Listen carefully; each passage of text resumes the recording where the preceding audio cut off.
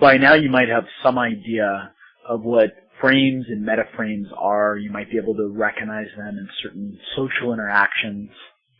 But you might still not be sure how to get control of the metaframe and stay in control of it. I remember when I discovered the metaframe, at first I wasn't sure how to get control of it or stay in control of it. I'd have situations where every once in a while I'd go out with a girl, maybe she was a really beautiful girl, and I just knew she was the prize I was trying to win over, but I didn't know how to reverse it on her. Or I've been in other situations where I started off as the prize, but then at a certain point I lost control of being the prize. The woman became the prize I was trying to win over, and I didn't know how to get back that control. So maybe you've been there before. But what I did is, after a lot of experimenting and a lot of testing, I came up with a 4-step method that will make it really easy to establish the metaframe, to gain control of the metaframe, and to sustain it, to stay in control of it. So I think it's really going to help.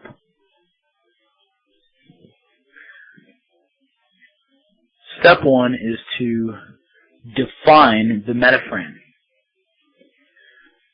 Okay, in most male-female interactions, the guy does not bother to define the metaframe. This is what most guys do.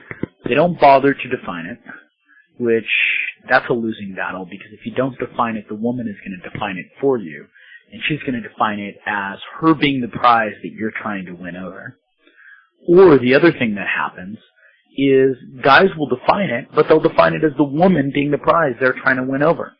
And as you know, women feel no attraction towards men who aren't the prize. So it's a losing battle.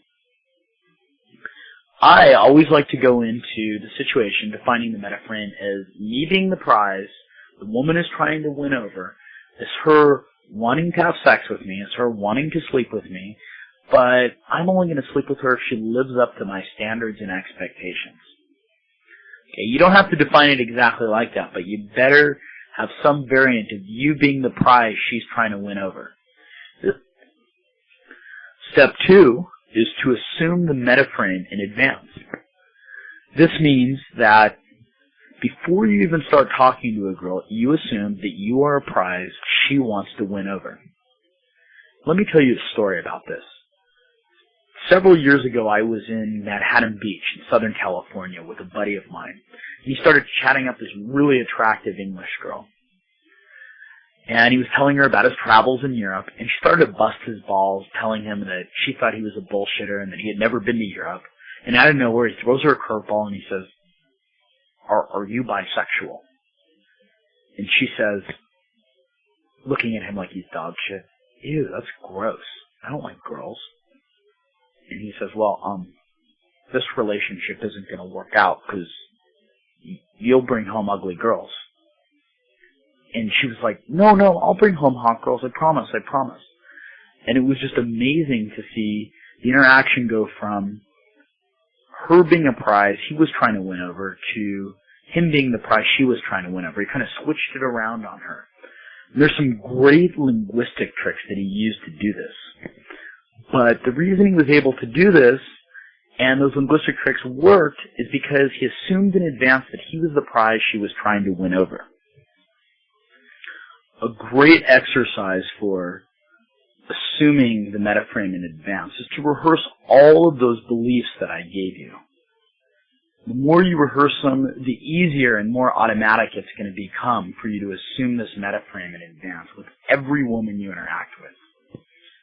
There's also some great visualization exercises you can do to assume the metaframe in advance. I'm going to get into that in my advanced course, but I think this is a good start.